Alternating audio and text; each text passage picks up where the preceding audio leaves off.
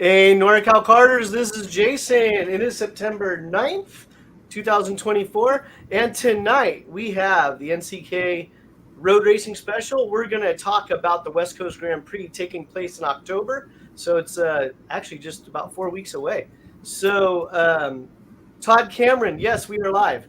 So I had about a 3-minute intro video rolling in while everything gets queued up, but we are live, and yeah, that's it. So we have Mark Morrison, president of NCK. He'll be on in a couple of moments to give himself an introduction and a quick, brief, hey, why is he here? We also have Dale.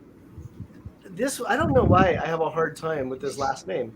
Daryl Bertram.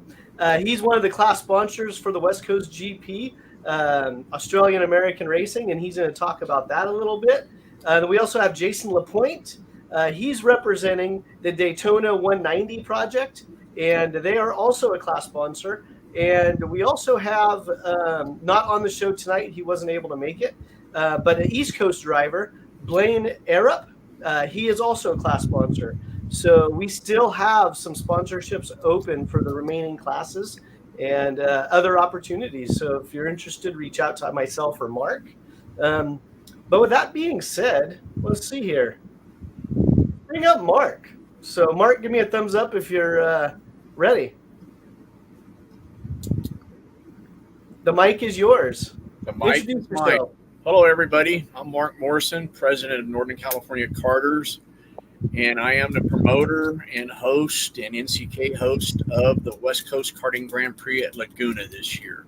So I'm here tonight to answer your questions if you have any, and go over some of the highlights of the upcoming event. Very cool. And let's get a couple of housekeeping items out of the way for you. West Coast Grand Prix, I know you were working on the classes sold out, and then you had a couple that had to pull out. Do you still have some room for people to register? Yes, we have a handful of spots left open. If you're interested, send me an email to markmore, markmor14@gmail.com, and I will make a registration happen for you. I don't need any more 125 shifters. We have 79 of them, and I don't know where to put all of you. Well, so you're not supposed to say that. What's that? You're not supposed to say that. I just, well, we have an overabundance of Formula 125s. It's about time. Great job, 125 guys. Yes. I love hearing that. Yeah, I was very surprised on the amount of 125 guys. Okay. And then I know I told you earlier I was going to cut you off if you rambled too much, but I have your website up, nckroadracing.com. And give me one moment while I toggle. Boom. Right there. So people can buy swag. They can do all kinds of fun stuff. NCKroadracing.com. They can also reach you on that website as well, correct? Yes. They can reach me there also, which is info.nckroadracing.com. They can reach us there. So if you are interested, it says on the site that you can enter by going through TrackRabbit, but it created a nightmare for all our pre-entries. So just send me an email, and we will communicate one-on-one on getting you entered. Sounds good. Well, thanks for the introduction, and we'll bring you back on here in a few moments. But next up, Daryl Bertram. And if I butchered your name, let me know. No, you didn't. That's kind of my shtick, is butchering people's names. But thank you for joining this evening, and introduce everyone, yourself to everybody. Okay. Well, I'm Australian. I'm a 40-year engineer in an oil company, but I'm a 50-year karter. I've been racing karts since I was 16 years old, and we came to the US in 2005 with my engineering work, and of course brought karts and continue to race karts.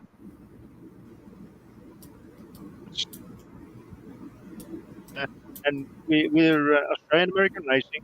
we have a race shop in Brisbane, in Queensland, on the sunny east coast of Australia, where we do everything from rolling road dyno tuning to engine building to cylinder plating, and a whole lot of fabrication and preparation for folks.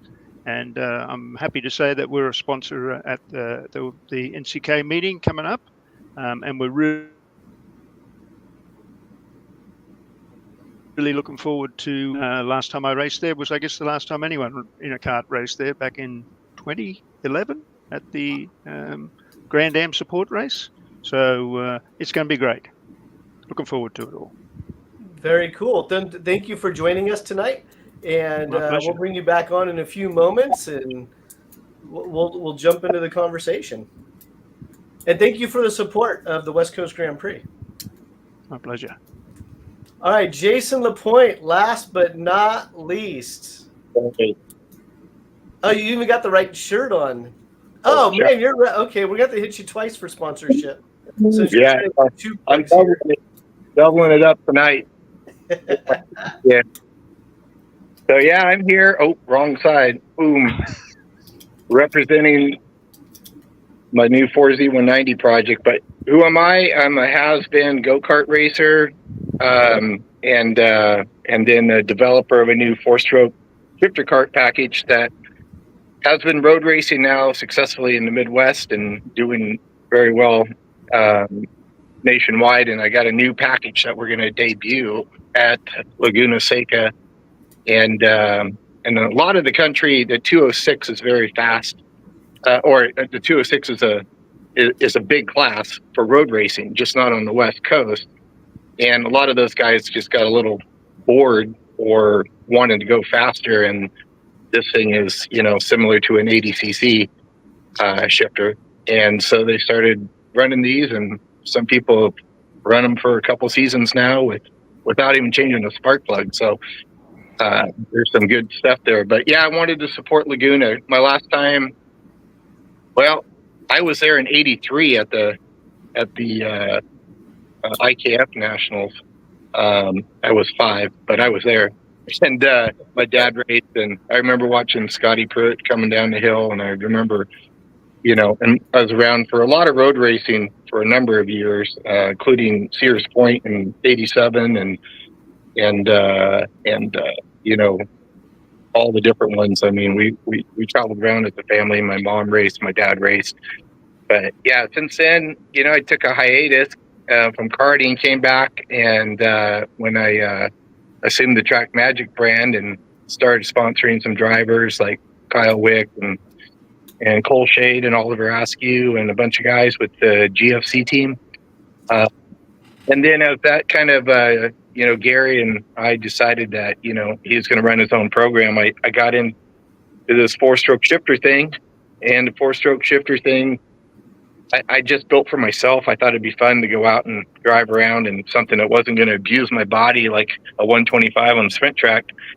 And it turned out to be really fun. And then people started pushing me to do them, and they wanted packages. And so I said, okay, I'll do them. And then all of a sudden, the people who make the motors, the Japanese company, Daytona, the rep called, and they flew over from Japan, visited my shop, and said, yeah, we want to develop a kart engine specific for karting.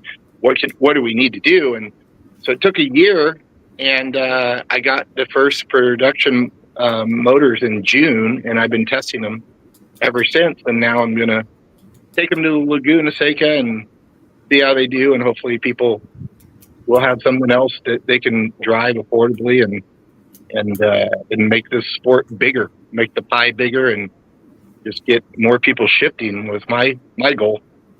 So if I could support the event, that's why I want to sponsor the event. And I've been talking to Mark and Jason since they first started this thing, and just want to see if we can, get this thing to go off without a hitch and get as many people there as possible. So sounds exciting. It should be a good event. And again, October 12th and 13th. So it's just a little over a month away. Jason, thank you for your support. Daryl, thank you for your support. We also had a class sponsor from Blaine Arup, unless I'm not pronouncing his last name right. Mark, tell the viewers a little bit about Blaine. I know he has a tire distributorship, and he also stocks a trailer full of engine parts. Do you want to speak to that for about 20 seconds or so? Sure. Blaine will be coming out with his crew of, I believe, 6 carts are coming out.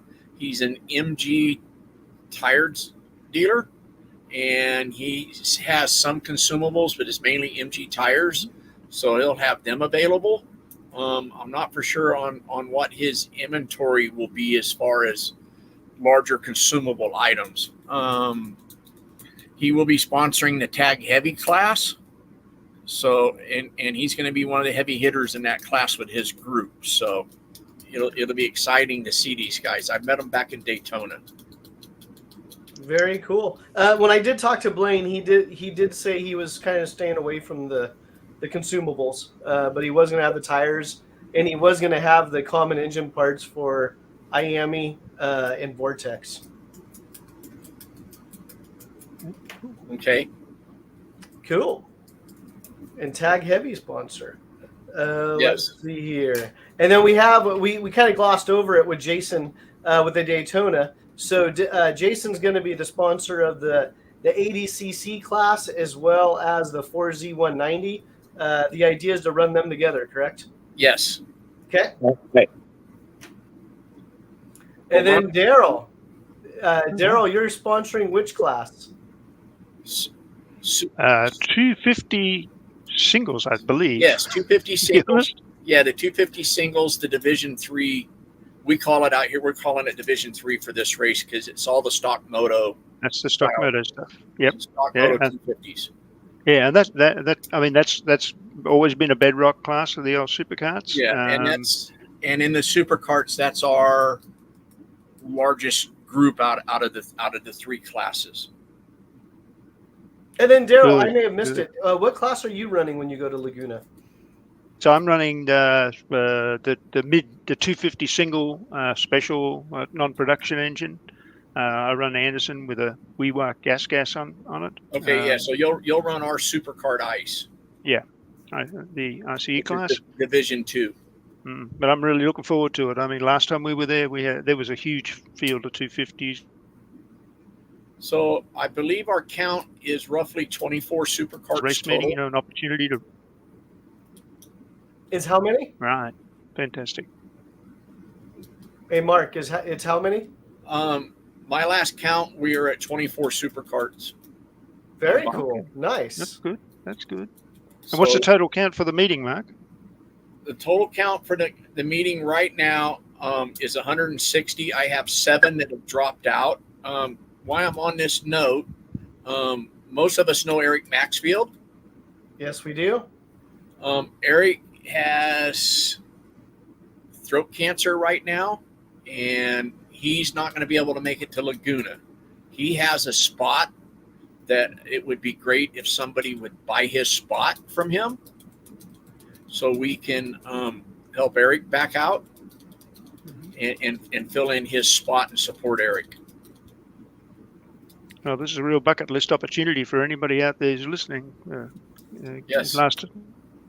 Yeah, and I know Eric's, pretty disappointed as far as not being able to compete himself. Do you guys hear the engine noise in the background or no?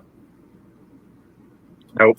No. Okay, perfect. Because every once in a while I'll play a video and I have it muted on my end, but it plays over the broadcast and I don't hear it.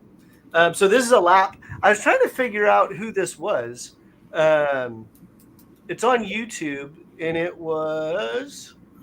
I'll bring it up in a minute, but it was something number 8, like Racer 8 or something like that. Obviously on a GP kart, but this one gave us a number So what was of this race? 15 laps at Laguna Seca. So what, Mark? Oh. Wasn't me. Now, where was this from? This is Laguna. Probably.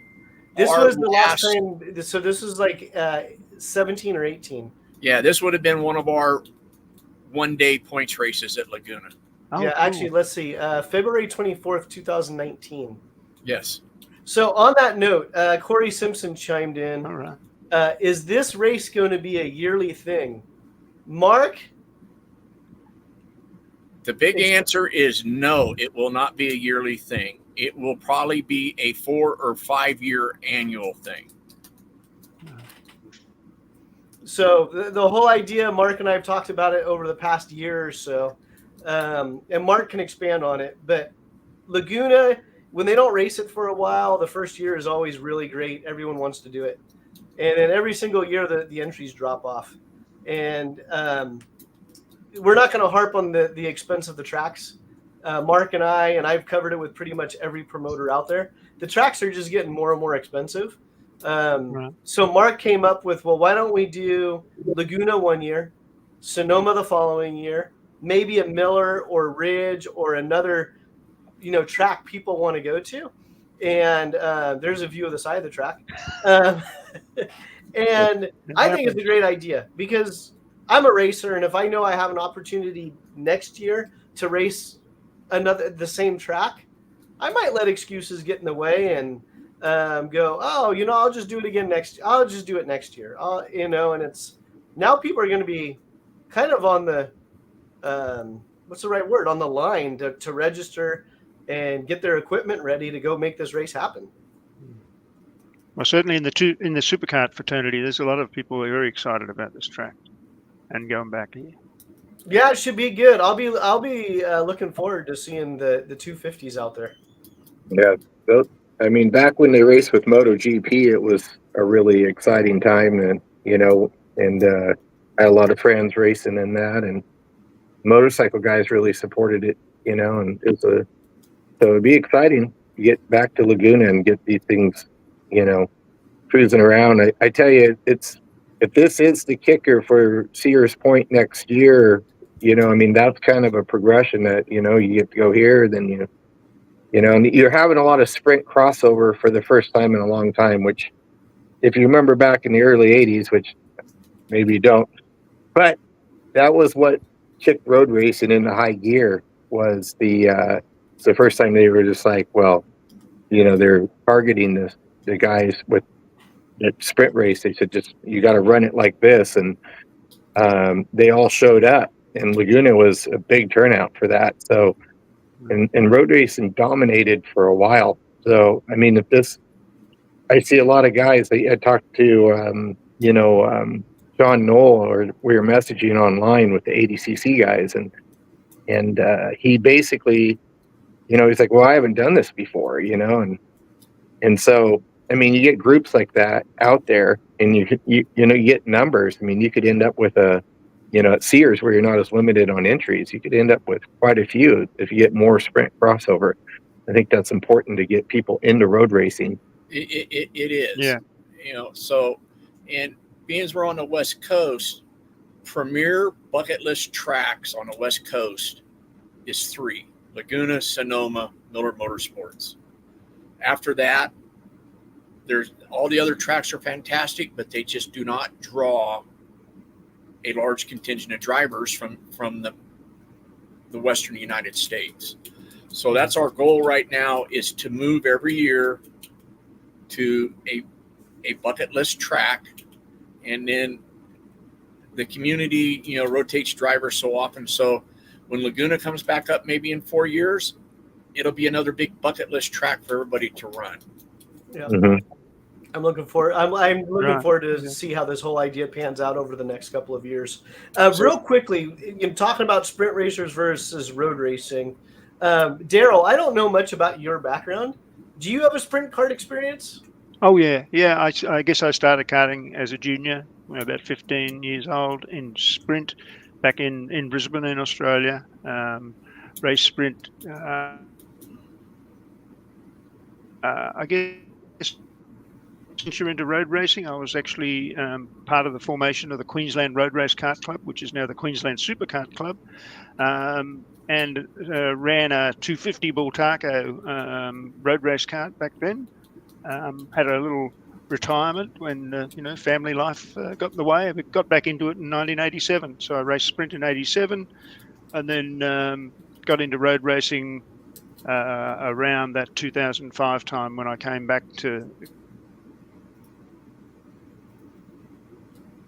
to the US and decided that it was probably a good idea to get back into a 250. So, and it all started again from there. Okay. But I'm a lifer, like so many others are. So It's a great sport we talk have. for a few It's great. moments about the transition or the differences between sprint and road racing, because I know Mark, he's done both. Jason's done both. So I'd like to hear from all three of you as far as sprint versus road racing. And if you're a sprint guy, don't be afraid of road racing. Go ahead. Well, if you want, I'd have to say, in all honesty. Oh, go ahead. Oh, go on. Go ahead, Mark. Go ahead. Well, I have Daryl. You're up on the screen. Yeah, go ahead. Oh, okay. So I'll keep going. So I guess I was sprint racing 125 shifters in Australia at the West Coast track, Tiger Kart Club. Actually, Daniel Ricciardo was a racer there, not in my time, but sometime after, and.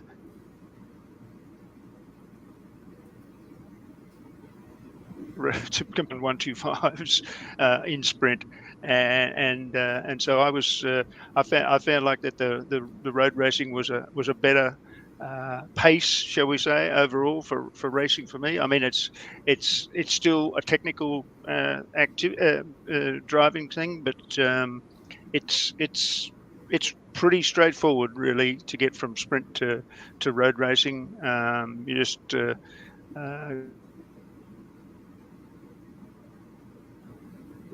pretty minor, make a few adjustments and get yourself down to a track that you can watch other people race on TV. So it's a great thing to be able to make that transition. And you certainly, for dollars per mile per hour, there is nothing cheaper than road racing a go-kart, supercar Jason, or otherwise. you want to add to that? Yeah, I mean, the difference. Your original question here. What's the difference? I mean, when you get into road racing, you learn what a draft is right away. I mean, you thought you knew in sprint, but it's nothing even comparable, especially in the sit-up classes. You're running that 125 class, and I ran in Fontana when there was 80 entries down there in like 2004. And I mean, it's just, I don't care how good you are. You can't break away, and you have to work with different guys.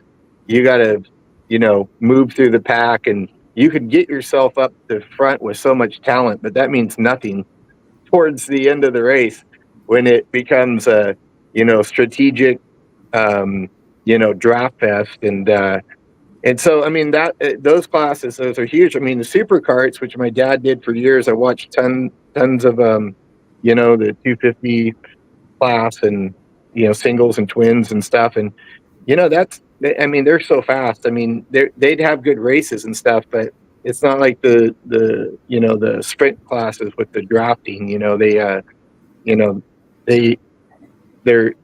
actually out there turning really quick lap times. At 125 on a road race track, if you haven't done it before, I mean, it's nothing like a sprint track. It doesn't beat you up like a sprint track. You have more time to think. You have more time to do things in the cart. Really work on tuning and setup and your driving line, and it's not just a big blur, and you don't get out of the cart and your whole body hurts.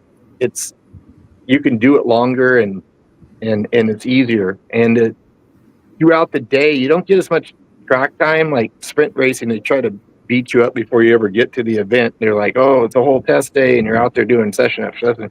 This is more like driving a race car. You get a couple sessions, you get a long race, and then, you do it.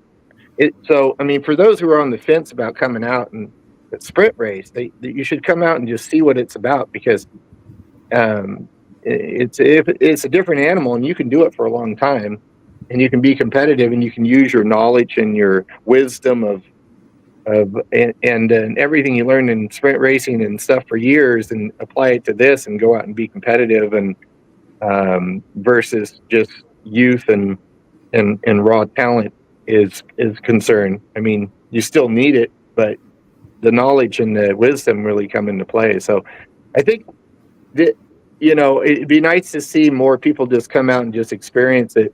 That's the whole key, I think, to this whole thing and getting the Road Race Nationals back and stuff is these guys come out, they tell their buddies, they're like, let's do it. And then, you get everybody, excited about trying something new.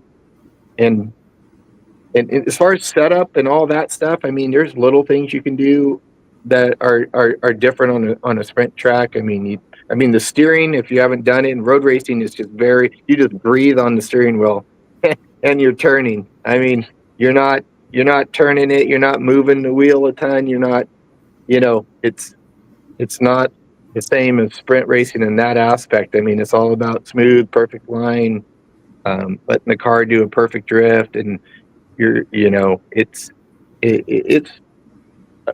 different in that aspect, but it's hard. If you're running a competitive class, it's every bit as challenging to win. But I just like it. And at this point, I think it'll be fun because you're not going to be beat up. So sprint racing nowadays, if you've been sprint racing recently, it's all about whacking curbs and jumping. You have these frames that are super wide in the front, and they can just, you're supposed to, to get a good lap time, you got to drive over everything. And if you watch all these, the pro drivers, they're just, it looks like supercross nowadays, right? They're flat spotting their frames and bottoming out and all this stuff. And it's, if you're not into that, this is a really good thing to do, So, and I think, honestly, I think that people should drive around a racetrack and they need to stop the whole curb jumping. But, I think a couple injured guys like Danny Formel or something might agree with me at this point, but we'll see, Absolutely.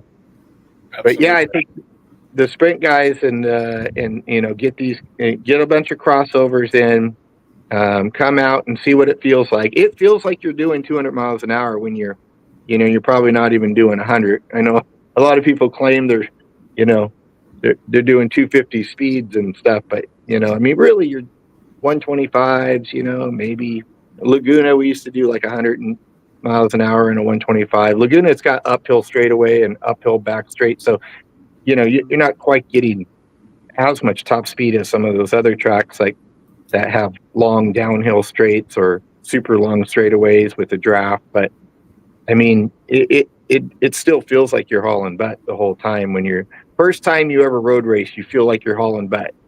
I mean, that's the truth. And I started in a KT 100 junior class on a road race track, and I remember just being afraid to touch the carburetor, thinking I was going to stick it down the straightaway. that's like the fear. But it's kind of a good reason to buy my 4-stroke. You can't stick it. That's it. There's the plug. Oh, that's a winning plug. Yeah. Mark, what do you have to add? So I'm 70 years old, and I've been kart racing since I was 55. After that, prior to that, I was in cars. I sprint raced at Prairie City, and most people, if you ever race Prairie City, you can race anywhere. And I walked out of Prairie City, I think, in 2000 as a track champion. And then I got talked into come trying road race, and it was at Sonoma. I fell in love with it because it's like, wow, I can almost bring me a snack lunch and eat it compared to sprint racing. Road racing is a chess game. It's not checkers, but it's chess. You have to plan out your entire run, and it's constantly changing on you. But it's the last lap at the checkered flag. That's what counts. It's not the first turn in turn one, and it's a chess game, and you learn how to play the game, and it's interesting. I think this is a 125 that we're seeing. A good Formula 125 should run Laguna in the high 130s, low 140s. A superkart twin, if I remember right, I think Sam Zaveka from Australia or wherever he's from down under. He ran a 124. Eddie Lawson run a 124, but a little higher.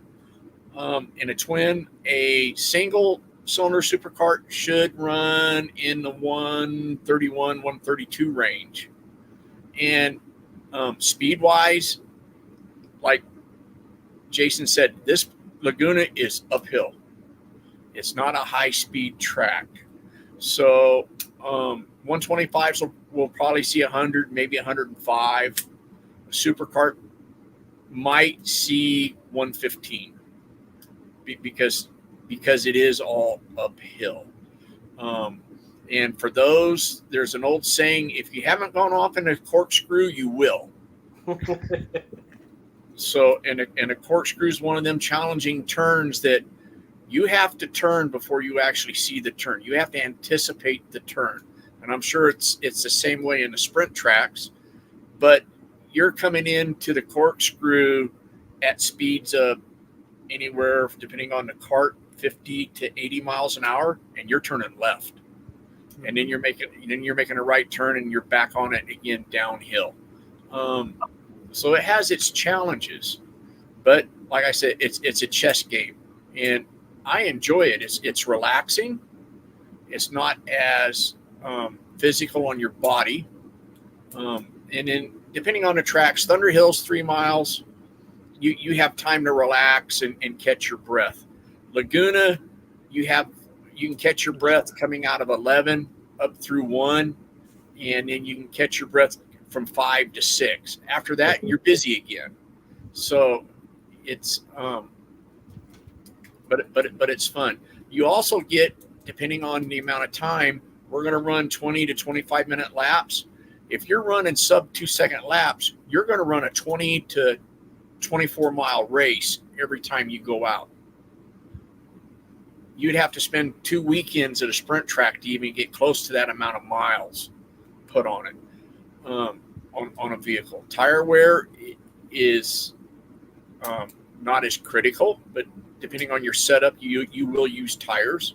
I know people that will go two race meets on the same set of tires because they're just not that hard on tires if you have the correct setup. So real quickly on the tires, 1, give your kid a plug for his distributorship, and then 2, talk about the open tire rule in road racing. Okay, so in road racing, we have an open tire rule. It's been open tire for years, because back in the day, enduros would have a certain size tire, and a tire manufacturer only one manufacturer would have a tire that fit the enduro, and then there again, it wouldn't fit a shifter cart. Or a supercart tire was only by one manufacturer. So it was always open tire. So we've maintained an open tire rule. So at Laguna, we will have Hoosier Tires will be there. DNA Racing will be the distributor for Hoosier Tires that weekend. Blaine Art, with Blaine's sponsorship, he'll have MG Tires there that will be available. So support both of them people for tires. I'm partial to Hoosier, but if somebody comes and wants to support the racer, I'm supporting the people that want to support the racer. Yeah, but if you guys go back to our podcast, it was either earlier this year or last year, Mark and we had Hoosier Tire on, and they were doing some tire tech. And you can find that on the NorCal Carters channel if you're looking for some tire tech advice. That might have been last year, huh, Mark? Yes, it was last year, and it was about an hour long. And the information that that was supplied by Hoosier Tires, which was hosted by Adam Baton, applies to almost any tire, regardless of the manufacturer. The do's and the don'ts of tires, they're all the same. Tire wear is the same. It's just mainly how the construction of the tire is built and how you make it work for your cart and how it reacts to your setup. But the basic information's all the same on tires. Fuel at the track, there will be fuel available at the track if somebody wants to know. I believe it's Sunoco, and it's at a credit card pump. So there'll be fuel available all weekend.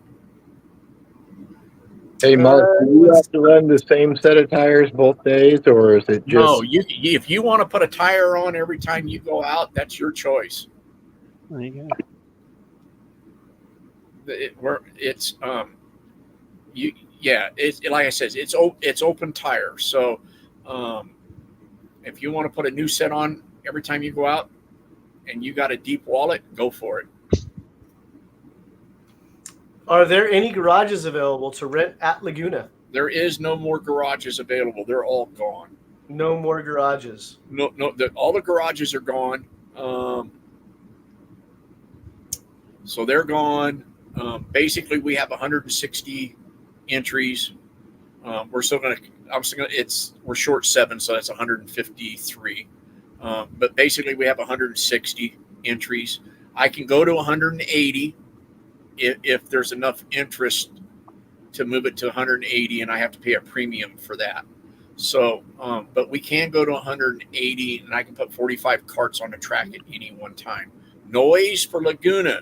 There's been a lot of questions about noise. It's 105 dB that day.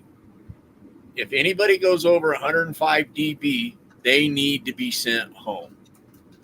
For that session, or for the weekend? They're going home for the weekend. No, they get one warning. Oh, got it. All right, and then they have to fix it. But if anybody hits 105 dB, they need to be sent home. Got it. I mean, the only persons that would do that if a 4-stroke shows up and they decide to run an open header. Yeah, but they're only going to be doing about 60 miles an hour. Yeah, and that would be a 450. Oh, you're probably talking about the 450. There's some pretty good 450s floating around. You're talking about the 450. I was thinking Briggs lawnmower class.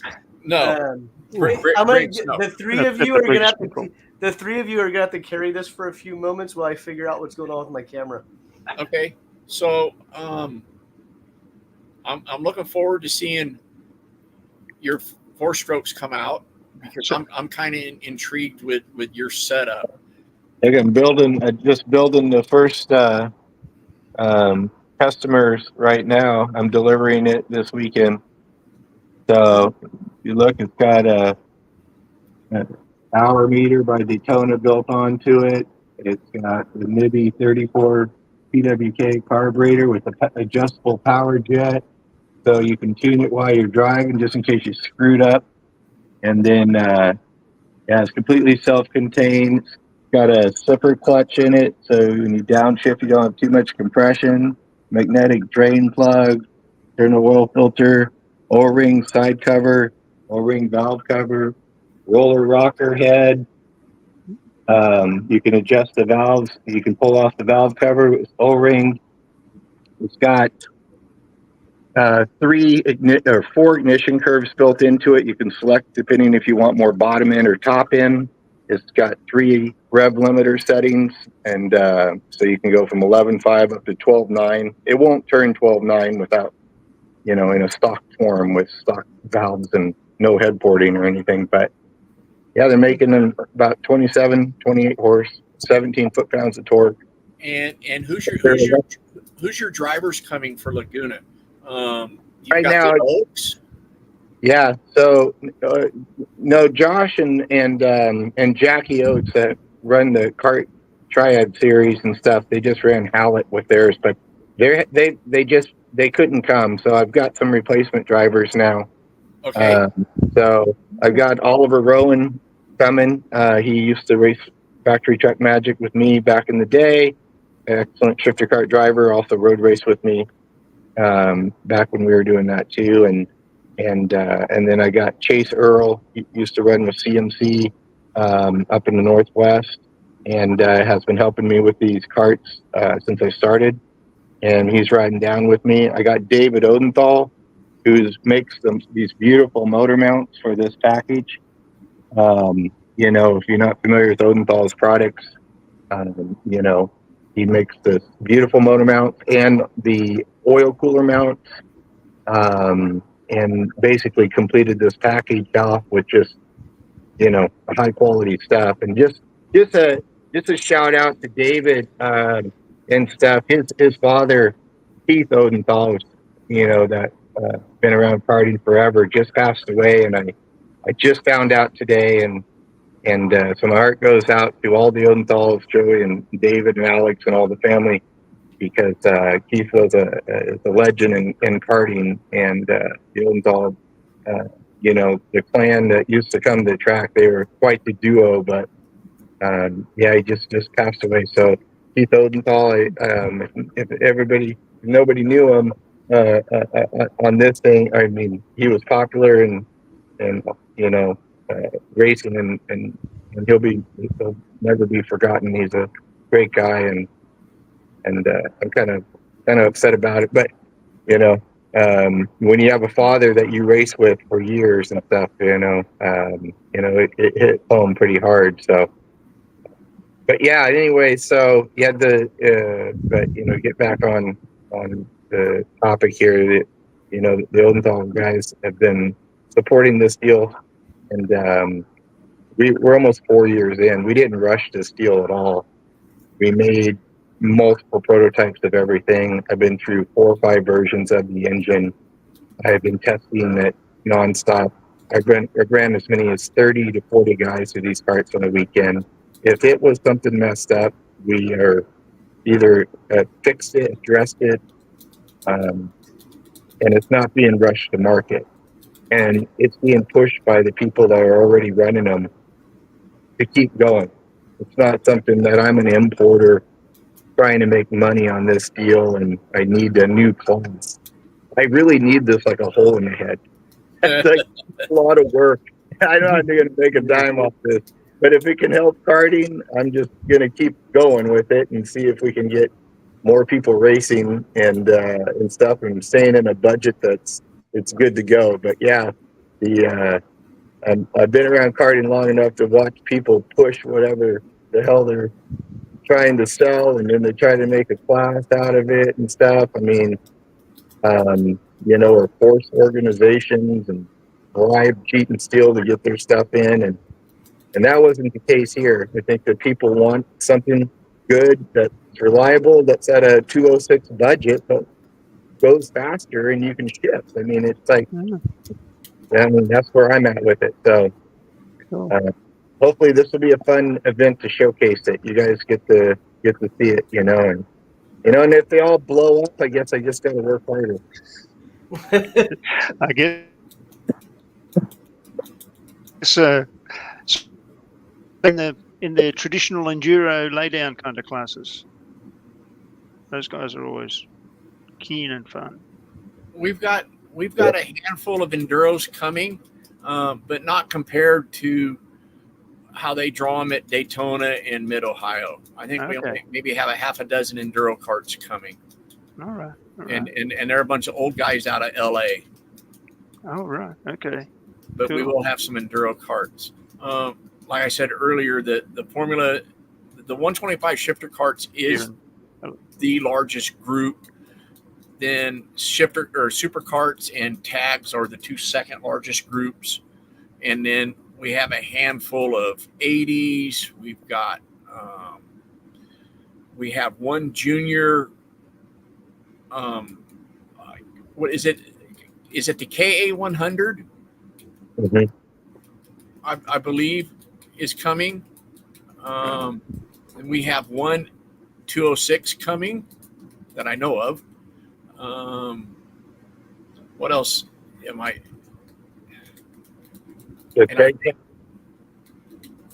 Then we have a group of super carts that Johnny West is renting out to some Netherlands people are showing up. Yep, the Dutchmen, I know them well. I met them at Assen, and they're good guys and they're fast. They did real well in Mid Ohio, so they're coming out. So there'll be Johnny West in a twin, 3 of them. J.R. Osborne's coming. I believe he's running a twin. Who else is in a twin? And then there's, I think, Luis Lagarde from the Bay Area. He's coming with his twin. Ken Boatwright is supposed to be coming with a twin. Mm-hmm. And Mark and Brad West. Yes. I don't have coming, and Mike Jones from Texas is coming. Center's coming. Yes. So there's quite a few coming. Yeah, we were up at Eagles Canyon with them last week.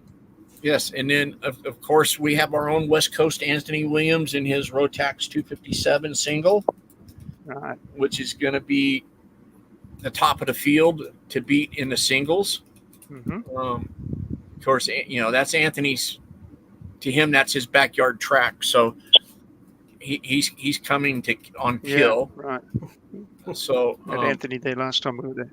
Yeah, Kyle Rice is coming back with his 250. He's been absent for a few years, but he's usually on top of his game. Who else would be coming? I can't think of the other names, but like I said, there's a lot of 250 guys coming. And then tag's going to be the tag rock class.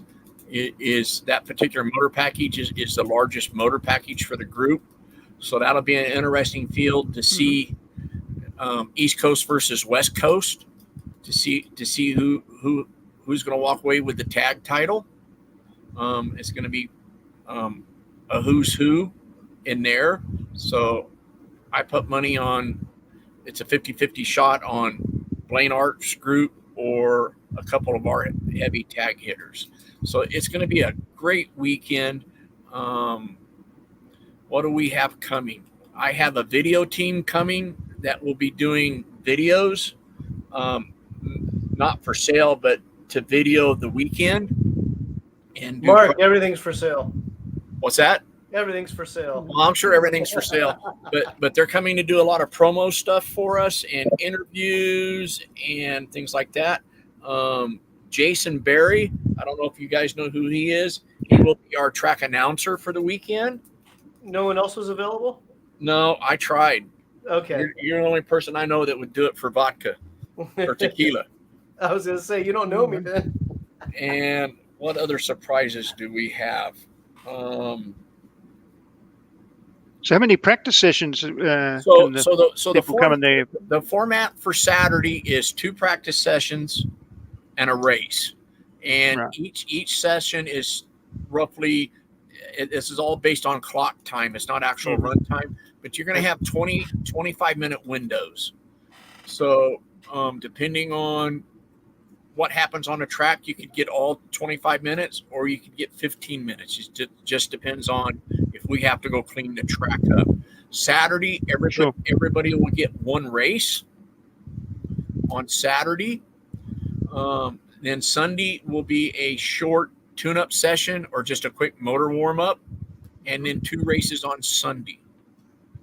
And all the information is on the NCK website. Yes. Cool. And then we will have a 125 shootout for all the 125s, and I'll have the details for that out next week. So we have a quick question from Todd Cameron. Is there a list of entries posted on Track Rabbit? No. There's a list of drivers, but not by class. Okay. And then Jimmy Skyers. Are there any carts available to rent? Yes, there is carts available to rent. Aluminos Racing, Rob Soares has carts available. He will be there, but I would suggest that you call him now. I do not have his phone number handy. 925-786-7865. Yes, call Rob. He has several rentals available. He's got some tag carts. He's got some 125 rock shifters, and he has some 175s. But real quickly, if you're going to rent, make sure you get registered first. Yes. Make sure you get in the race before you rent. Yes. And then the 175 shifter cart. We were just at Willow Springs last weekend, and Willow Springs is 2.2, 2.3 miles. And the guy that just asked the question about rental carts, he ran a 133 in a 175 sprint cart. He was flying. Dave Fulps was running his 250 single super cart. was running 130s. So Jimmy was on his tail. 100 pounds weight difference, but a big difference in CC. So the 175s, if you have them set up right, they are fantastic on the road course. So, and then how do you classify them on how do you, it should be faster than a 125 because it's a 175. How do you guys work that out as far as weights or? So we run them at, I believe it's 400 pounds, and they run 400 pounds. Yeah. Yeah, and they run their own class. Oh, they do run it. Okay. Yeah, the 175s are in their classes now. For all these 125 shifters, there's Formula 125, which is the Pro Mod Hondas that have been modified. The barrels have been ported. Blah blah blah. The KZ motors, the ICC motors, and the Rock motors that want to run 400 pounds. Then there's the stock Honda, which is 99 and 01. The 99 barrels run at 400 pounds. The 01s run at 410 pounds. If you want to run a Rock class and Rock only, it's 410 pounds. Or you can run in Formula 125 with everybody else. So that's the three basic 125 shifter classes, and they will be scored separately. So that'll take care of that. And then the three supercart classes will be scored separately. There's tag heavy, tag light. They race together, scored separately. Then we have the 80s and the 190s. They will race together, but we will score them separate, just so the 80s can have their trophy and your 190 guys can have their trophy.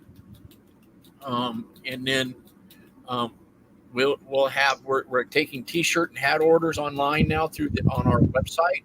We will have them available at the track, but we will only have a limited amount because it's hard to guess on apparel sales. So we will have them at the track, and they're finishing them up right now as we speak.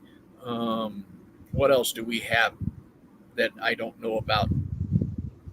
Sponsors are still open for classes? Yes, we have sponsors are still open. Contact myself or Jason Barry. He can help you out, or I can help you out, and then I will probably direct you to Jason anyway. Move in will be Friday night after the day's renters will let us in, which is most likely 5:00. The procedure for Friday is we have a staging area in the lake bed area. As you enter the top of the hill, there's a lake bed to your left. That will be our staging area. So we will have registration there where you can get your driver's packets that day. Move in will be all garage renters first, then sponsors, then all others after that. But everybody will be able to get in Friday night. Camping is available in the paddock. It's all dry camping. There is no hookups. Somebody asked earlier if they could put a tent up. Go for it. I don't care.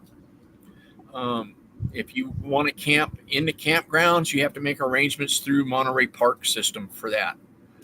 So camping is available in the paddock Friday, Saturday night. Okay. Fuel is available at the track. It's like I said earlier, it's Sunoco. Driver's meeting will be at 8:00, and I will send an email out to all the drivers that I have emails for. So, and those Johnny West group and Jason LaPointe, your group, I will contact you, being you're the group ringleader, because you're not in my registration system. So all the information will be sent to you. Okay. Perfect. Yep. And then it'll be sent to the West group. What am I missing? Open tires.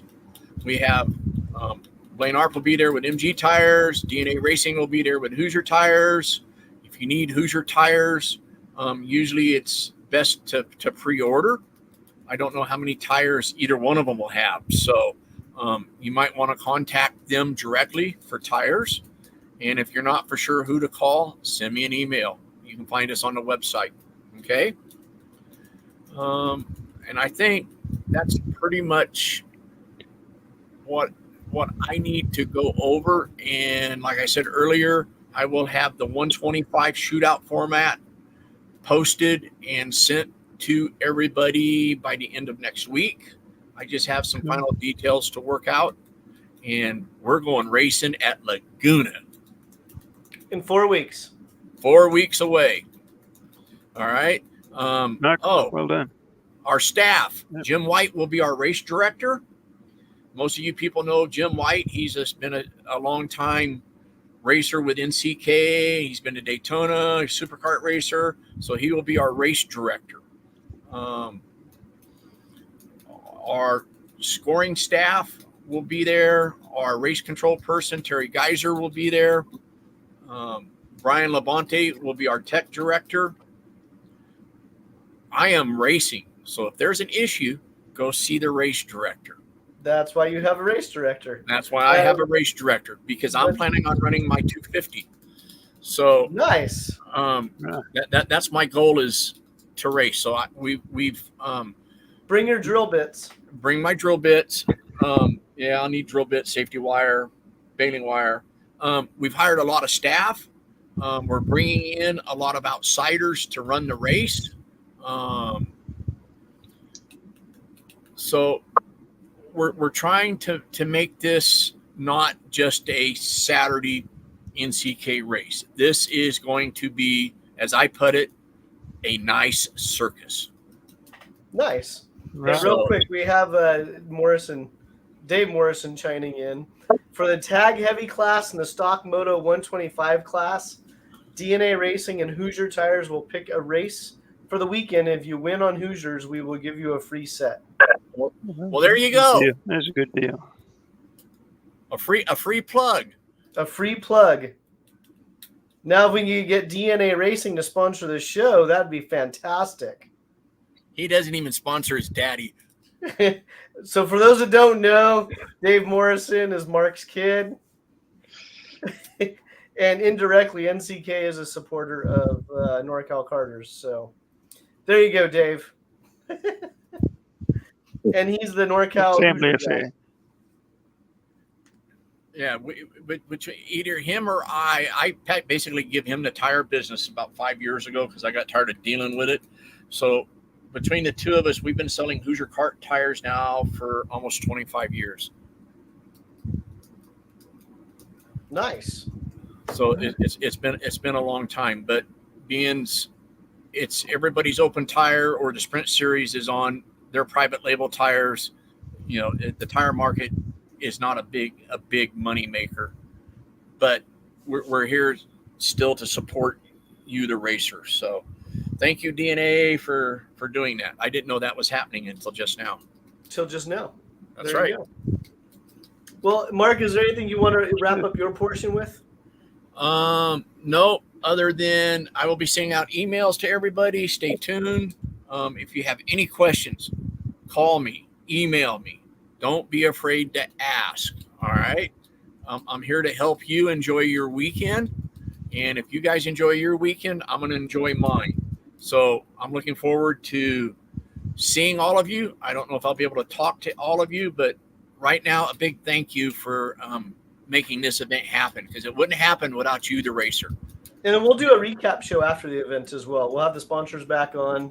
We'll do a recap show, get everyone's kind of point of view of how everything went, and then we'll do some news dropping for Sonoma. Sure. And then one more thing, like Jason says, if everybody brings in one new racer, just think how big the sport would get. Oh, yeah. Kind of like that. All right. Thank you all. Thank you, Mark. Jason or Daryl, who wants to go next? I guess I'll sign off here. I mean, it's great talking about the event and hope everybody shows up. I got, plug my little deal, but I mean, really, this is about getting road racing going. So bring out your friends, bring out everyone, check it out if it's your first time, and stop on by and see what you think of, road racing. And about the 4Z190, where can somebody maybe plug a 4Z. couple different locations on the West Coast where someone can get their eyeballs on a 4Z190? Well, we're gonna have them at Steve Kemp is getting a couple, and he'll be out at Davis quite a bit. He had the older ones. He's getting 2 new ones. Invader in Reno is getting one. The one sitting next to me. So Cole and his customer Jeremy, they were the first one to buy an engine. In fact, in stuff back in over a couple years ago. Yeah. Well, and then Jackie Oates in Oklahoma is getting a few of them, and we got some on the East Coast. I'm trying to get the guys that are already running them now the new engine, and so they can start running and testing and giving me any feedback.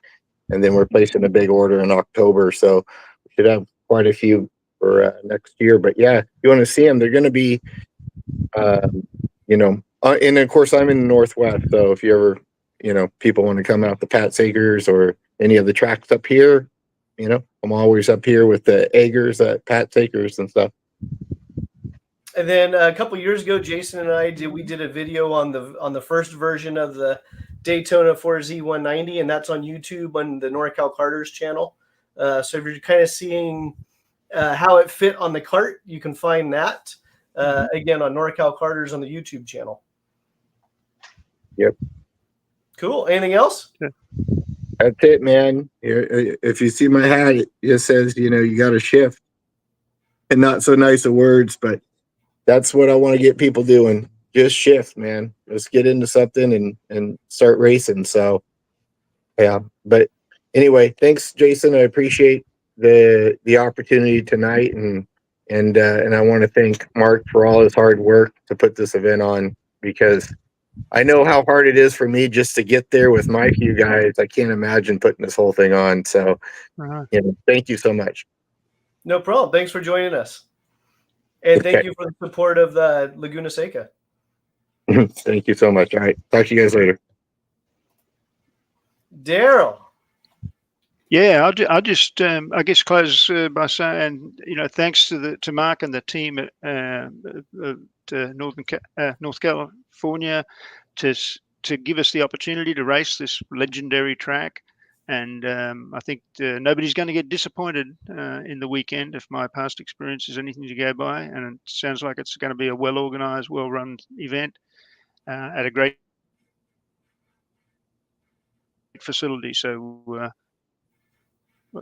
getting on 13 years, I suppose. It's the last time I raced there, but it's going to be great. And hopefully we'll do okay with the AAR gas and mix it up with a few of our other 250 friends from literally all over the world. Yeah, no, it's going to be a very cool event. And thank you for your support of Laguna Seca and the West Coast Grand Prix. Hey, it's a pleasure. No problem. Well, and thank you for joining us this evening. Okay. Thanks, man.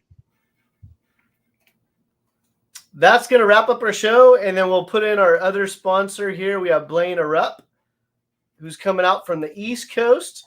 And like I normally say at the end of each show, if we all bring one person to our sport, we will double by next year.